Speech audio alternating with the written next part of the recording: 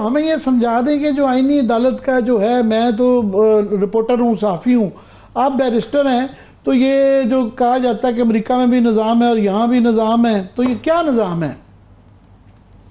पहली तो बात ये जी, मैं इस चीज पर थोड़ी सी क्लैरिटी दे दूं। ये जो बिलावल साहब इस वक्त आईनी केसेस की तादाद बता रहे हैं, ये बड़ी, जिसको हम वो एक वर्ड बोलते हैं बारीक वारदात, ये उस टाइप की बात है। क्योंकि आर्टिकल 199 में हर तरह की लिटिगेशन होती है, इसी तरह 1843 में हर तरह की लिटिगेशन होती है। तो उस सारी को शायद इकट्ठा करके उसका नंबर ये दे रहे हैं। लेकिन जिस चीज के लिए आईनी अदालत बनाई जा रही है वो हार्डकोर पॉलिटिकल केसेस हैं, जिसमें कॉन्स्टिट्यूशनल इंटरप्रिटेशन है या कोई पॉलिटिकल मैटर है जिसकी हमें बार बार बात बताई जा रही है, और उनका नंबर यही गालिबन है 186, जितना भी आजाद साहब ने कहा, इससे ज्यादा वो हो नहीं सकते। तो पहली तो बात मैं आपको क्लैरिटी ये दे दूं। सेकेंडली, इसके ऊपर बार बार बात की जाती है कि दुनिया के आप किसी कॉमनवेल्थ कंट्री में मुझे बताएं कि अगर आईनी कोर्ट्स एग्जिस्ट करती हो। ये जो आईनी कोर्ट्स हैं ये उन ममालिक में एग्जिस्ट करती हैं जहां पर आपका जुडिशियल सिस्टम इस लेवल पर जुडिशरी डिस्पेंस कर रही है जस्टिस, या इस लेवल पर चली गई है कि वो जाकर एक आईनी अदालत अलहदा बनाकर मामला करती है। अमेरिका की एग्जाम्पल लें, इंग्लैंड की लें, फ्रांस की लें, तो वहां पर जाकर ये बातें इसलिए की जाती हैं। पाकिस्तान में तो अभी आपकी बुनियादी जो इश्यूज हैं जुडिशरी उनसे डील कर रही है, और आपने उन इसी जुडिशरी को अलहदा करके आपने कहा जी आप आज नहीं ठीक, सुप्रीम कोर्ट में भी आप अच्छे काम नहीं कर रहे, हम आपको उठाते हैं और एक डिफरेंट अदालत बनाते हैं और आपकी उम्र बढ़ा के हम कहेंगे आप अच्छे काम करेंगे। How is that possible?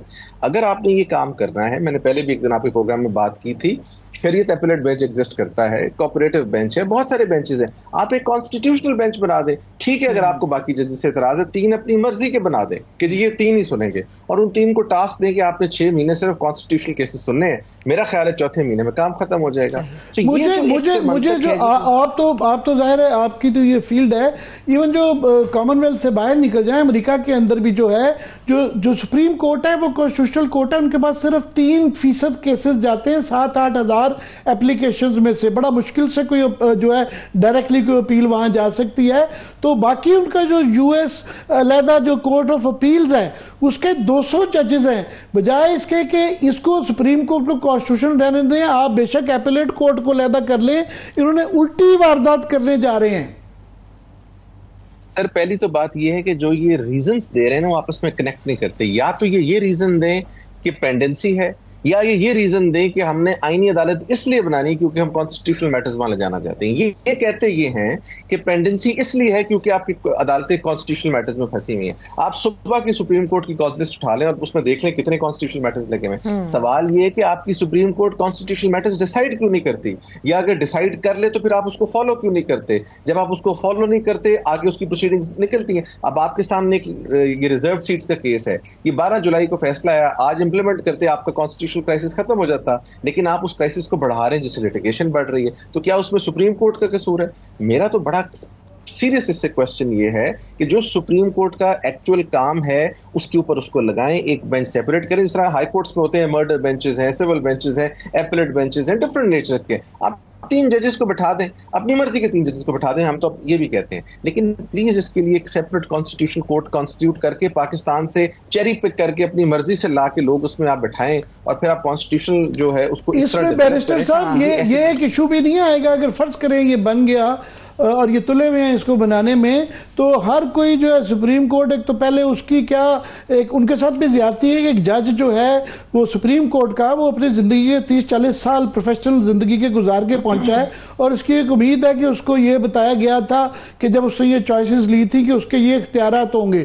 जब उसकी बारी आई है तो उसको कह दिया गया कि आपका रोल तो मजिस्ट्रेसी का होगा। 1, 2 हर कोई फिर कॉन्स्टिट्यूशनल केसेस में लोग करेंगे कि आम जो कॉन्स्टिट्यूशनल मसले नहीं भी होंगे उसको एम्फसाइज करेंगे कि ये कॉन्स्टिट्यूशनल मसला है, ताकि हम अपनी मर्जी की अदालत में ले दिखाए जाएं। और लास्टली कि ये सिर्फ ये तो एक मसला है, तो वो बाकी इसके अंदर पता नहीं और क्या क्या चीजें आएंगी जो हम सुनते हैं कि जनाब एक्सटेंशंस की, फिर सूबों के अंदर हाई कोर्ट्स के जजेस की, अभी वो नहीं पता क्या क्या कुछ आ रहा है।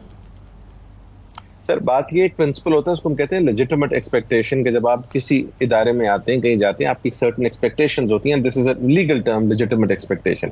अब एक जज की लेजिटिमेट एक्सपेक्टेशन ये है कि जब वो सुप्रीम कोर्ट में जाएगा या हाई कोर्ट में अपनी कॉन्स्टिट्यूशनल जुरिस्डिक्शन में जाएगा, तो उस एरिया में वो अपनी ज्यूरिस्डिक्शन एक्सपैंड करेगा, अपनी परफॉर्मेंस देगा जिस काम के लिए आया। अगर लेट्स से आज हमारे से पूछा जाए कि अगर आपने कल को जज बनना है, या किसी मेरी एज ग्रुप में पूछा जाए, so the only reason why we may want to consider this is कि हम कॉन्स्टिट्यूशनल साइड पे पाकिस्तान के लिए कोई काम कर सकते हैं। जो दूसरी साइड के केसेस हैं, उन केसेस में तो बहुत कम लोग शायद उस तरह इंटरेस्टेड होते हैं। सो आप उन जजेस से ये राइट लेके अपने चेरी पिक करके लोगों को कहें कि जी ठीक है, अब आप कॉन्स्टिट्यूशनल ज्यूरिस्डिक्शन करें, एंड पीपल ऑफ लेट से मंसूर अली शाह साहब स्ट्रेचर, उनको आप बैठा के कहें चले जी आप अब अपीलें सुने सिविल या लेट से फलाना। मैं बिल्कुल समझता हूं कि पाकिस्तान के आम लोगों के मसाइल वही हैं और वही केसेस हैं, but that does not mean कि पाकिस्तान की जो कॉन्स्टिट्यूशनल ज्यूरिस्डिक्शन है, जिसका एक फैसला दूसरों के, मैं कहता हूं हजारों केसेस पर भारी होता है, आप वो उनसे ले लें और उनको पॉलिसी बयान देने के लिए वहां पर बैठा दें कि वो सिर्फ एक छोटे छोटे केसेस डिसाइड करें,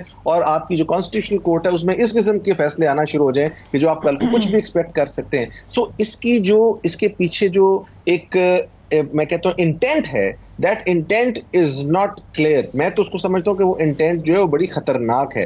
हाँ, कॉन्स्टिट्यूशन कोर्ट आपने बनानी है, जरूर बनाएं, लेकिन जब उन सारे इंग्रेडिएंट्स को आप फुलफिल करते हैं, ये नहीं है कि आपने इस मुल्क में कॉन्स्टिट्यूशन कोर्ट क्या बनाना है, कॉन्स्टिट्यूशनल अमेंडमेंट तो किसी को दिखा नहीं सकते, आज तक नहीं पता लगा। दूसरा, जिस तरह आपने अभी बड़ी अच्छी, मैं जो खस कर रहा हूं, बड़ा अच्छा पॉइंट आपने एक दिया है कि एक वकील या जज जो हैं, इनमें से कई बड़े बड़े लोग हैं जिनको हम जानते हैं, जिनकी बहुत आला प्रैक्टिस थी और उन्होंने कई दफा अपनी मॉनेटरी या कई चीजों से कुर्बानी दे के वो जज बने।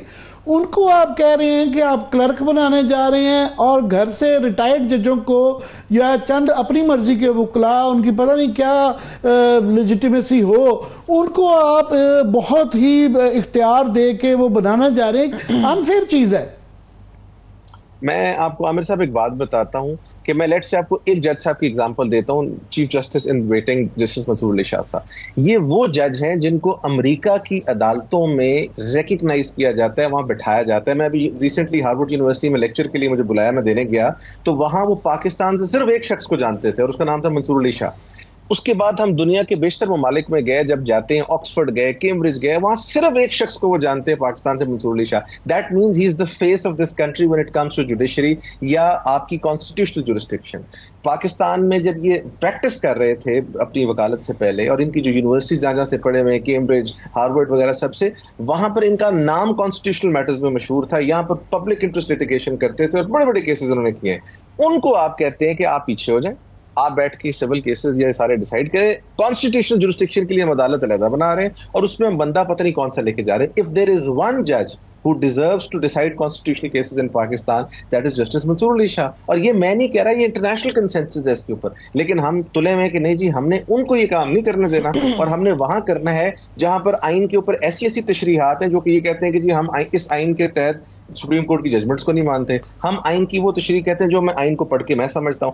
आज एक आदमी को आइन और समझ आता है, कल उनको और समझ आता है। इस तरह की आईनी अदालत हमें पसंद है, लेकिन ऐसी आईनी अदालत जो कि फेडरल कॉन्स्टिट्यूशनलिज्म का कॉन्सेप्ट दिया, जिन्होंने बेतहाशा ऐसी जजमेंट्स डिसाइड की कि मैं I can count on my fingers, जो आप बता सकता हूं कि पिछले पता नहीं कितने सालों में इतनी एक्सपेंसिव ज्यूरिस्डिक्शन अपनी जो है वो क्या कहते हैं इंटरप्रिटेशन की, फिर उन्होंने हार्मोनियस इंटरप्रिटेशन की कवानीन की, ताकि पाकिस्तान में जस्टिस डिस्पेंस। और मैं बहुत सारी आपको जजमेंट्स गिना सकता हूं।